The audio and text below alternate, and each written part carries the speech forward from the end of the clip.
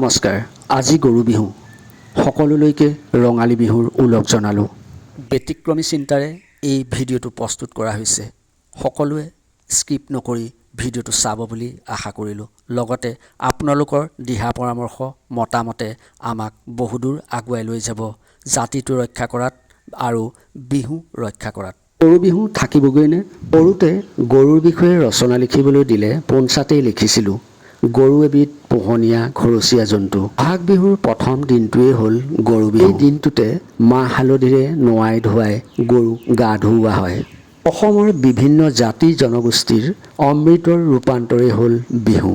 সকলো কথা একাষৰীয়া কৰি থৈ গৰু বিহুৰ দিনটোৰ কিছু চিন্তা আপোনালোকৰ মাজলৈ লৈ আহিছোঁ। পুৱাবেলা গৰু গা ধোৱাৰ সময়টোতে গাঁৱৰ ইমূৰৰ পৰা সিমূৰলৈ ঘূৰি যি দেখিলোঁ আচৰিত মানিলোঁ।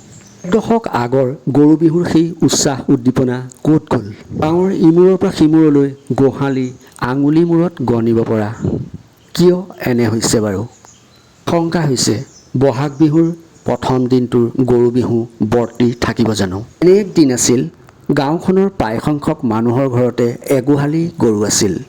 বৰ্তমান সেই গৰু ওচন হোৱাৰ উপৰিও গোহালিসমূহ অনাদৃত অৱস্থাত আছে। অসমীয়াৰ বাবে অশনি সংকেত নেকি? অসমৰ ইমূৰৰ পৰা সিমূৰলৈ গোহালিসমূহৰ গৰুসমূহ উদং হৈ যোৱাটোৱে আমাক কি সংকেত দিয়ে? বিহু বিপদাপন্ন হ'বগৈ নেকি? বৰ্তমানৰ কণ কণ শিশুসকলক আমি গৰু বিহুৰ বিষয়ে কেনেকৈ বুজাম?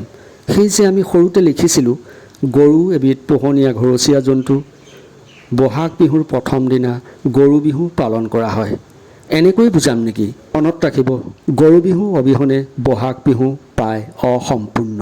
বিহুৰ স্বাৰ্থত আমি গোধন ৰক্ষা কৰিব পাৰিম। গোহালিকেইটা গোধনেৰে পৰিপূৰ্ণ হ'বনে? আহক একত্ৰিত হওঁ, বিহু ৰক্ষা কৰোঁ, গোধন ৰক্ষা কৰোঁ। বিহু গোধন, গোধন বিহু এটা মুদ্ৰাৰে ইলুটি শিলুটি। মনত ৰাখিব, বিহুৱে স্বকীয়তা হেৰুৱালে অসমীয়া জাতি সংকটাপন্ন হ'ব। বিহু অসমীয়া জাতিৰ আয়ুস ৰেখা। আহক সময় থাকোঁতেই বিহু ৰক্ষা কৰোঁ। খেতিপথাৰলৈয়ে বিহু সৃষ্টি হৈছিল। আজিৰ গৰু বিহুৰ দিনাই সংকল্প লওঁ আহক, বিহু ৰক্ষা কৰোঁ। বিহু আমাৰ লগত চিৰদিন থাকিব। জয় আই অসম।